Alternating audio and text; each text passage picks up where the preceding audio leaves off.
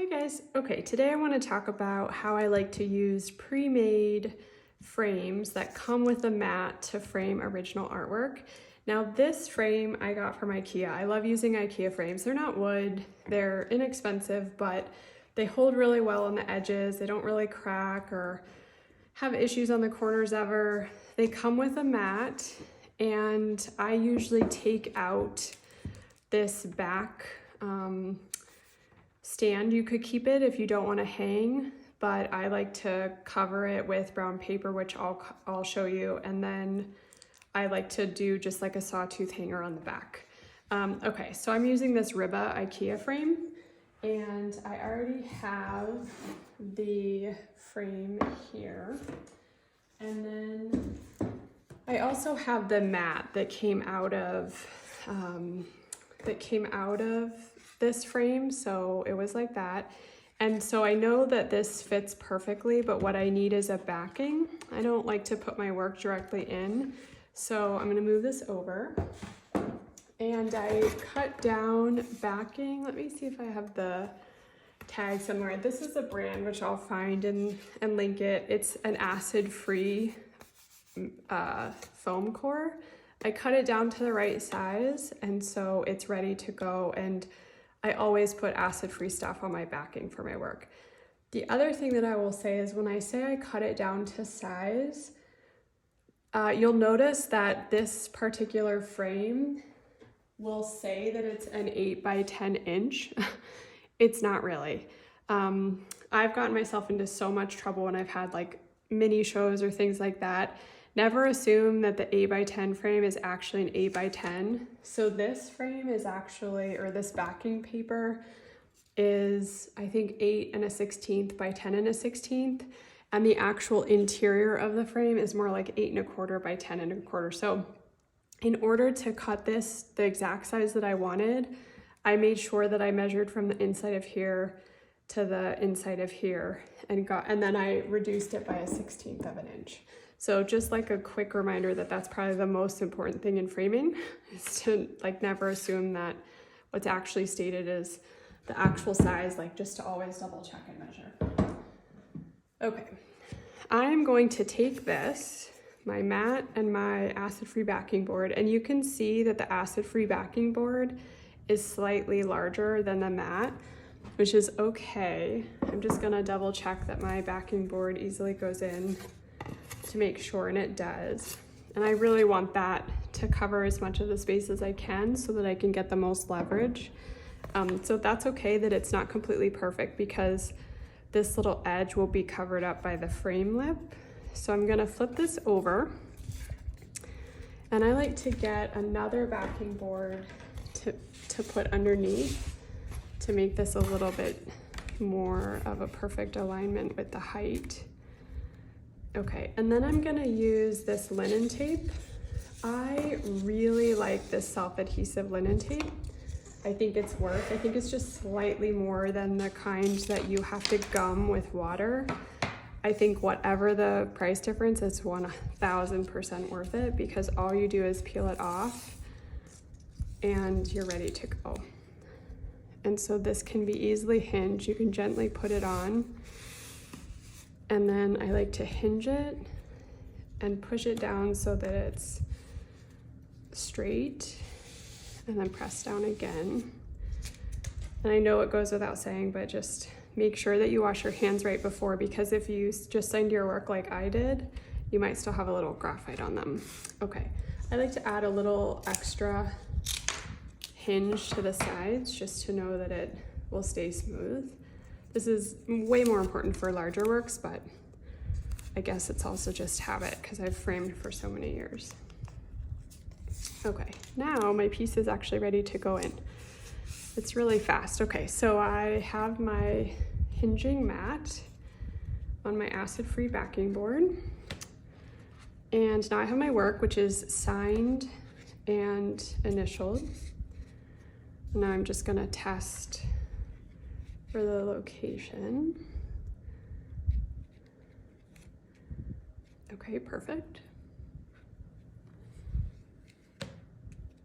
And then I'm going to use another hinge on the top, And when I made this piece, I knew when I stitched this small paper quilt on, I knew that it was gonna go in this specific specific mat. And so I had made sure that my paper was at least a ½ inch shorter. So that was some pre-measuring that I did. And I really learned early on that kind of working backwards, like saying you have a mat that is this size and you know it's going in an 8x10, working backwards and making your work to fit in that is sometimes a lot easier than having to go and get a custom frame made, especially if the sizes are pretty close. Okay, so this is already done. I like to sign the back again. Let me grab my pen.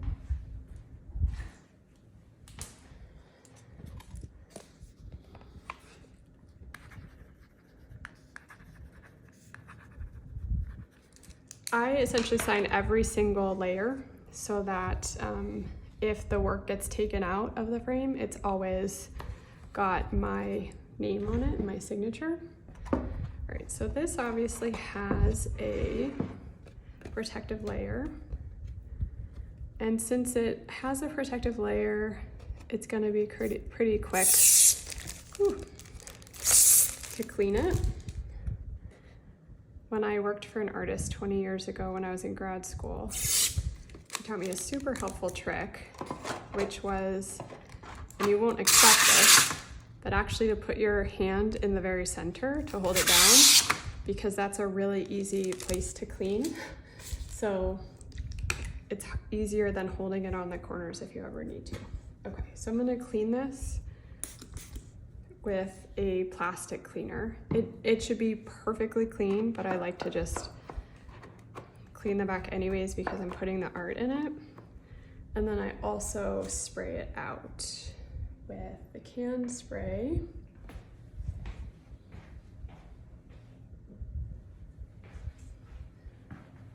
Because there might have been like a little dust in here from it sitting on my shelf with all my frames and stuff. Okay, this is ready to go. I just double checked to make sure there's no like fuzzes here. This goes in, and because it's got that foam core backing board, it already has a surface, and that's all you'll need. Okay, that looks perfect. It doesn't look like there's any issues at all with anything inside. That looks good. Occasionally you'll get like little bits within your mat board, you know, like just little bits of darker paper kind of, and sometimes that just happens depending on the pulp. This is loud, but this is the point driver that I use, and it just has these little, you'll see them in a sec, these little points that will come in and protect the foam core and the art from popping out.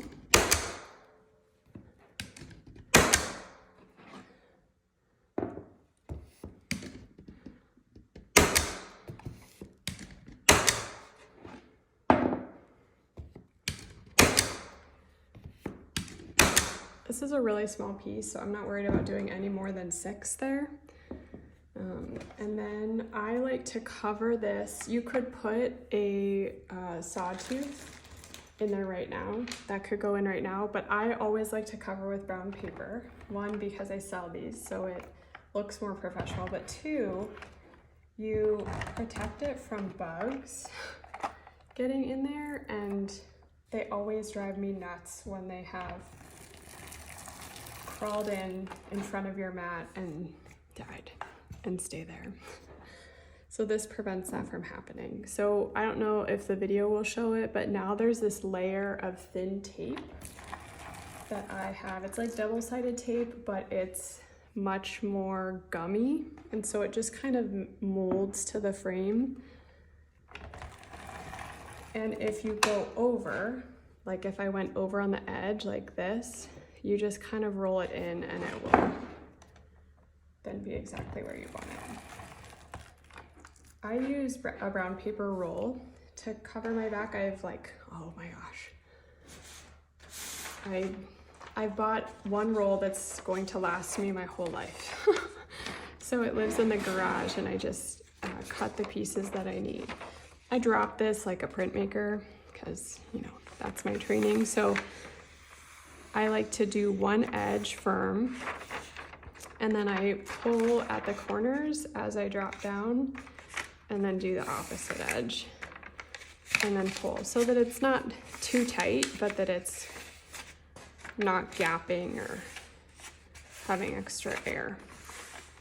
Then I can, any metal ruler, or sometimes I'll use this plastic one, which I use daily.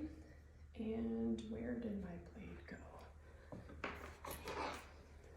My table is glorious because it's so huge, but it also means everything's always so spread out. And I'm just very gently finding the edge and then cutting right inside of that.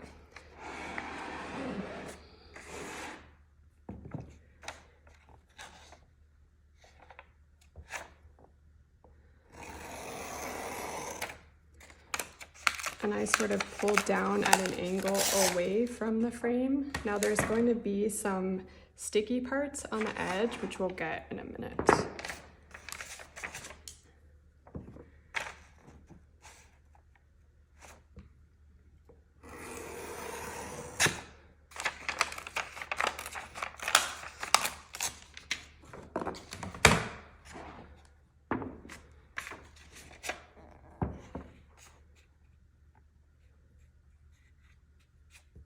So I could add wires to the back of this, add a wire to the back of this with D-rings, so like hook it, but because I have two of these and I want them to really easily hang next to each other, in case they get sold as a pair.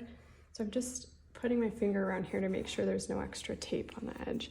Okay, then so I can see my signature down here. Obviously, always check for top and bottom.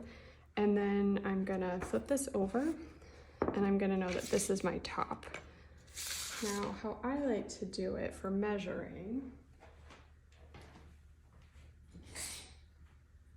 is grab, just double checking the top again. Okay, so I'm gonna move the top closer to me. I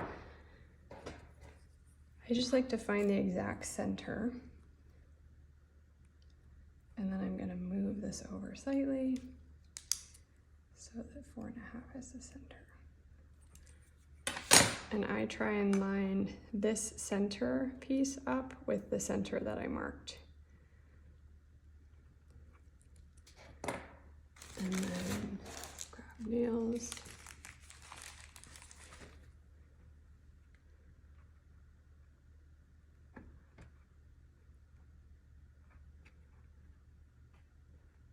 Where's my hammer?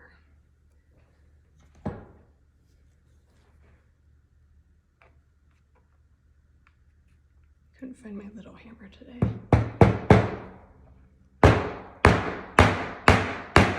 So we're in extreme excess.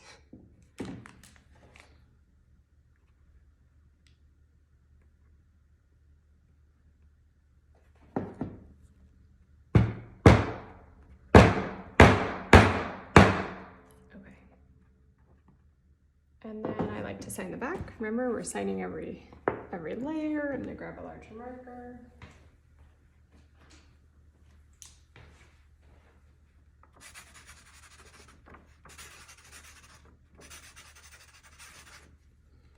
And this one's ready to go.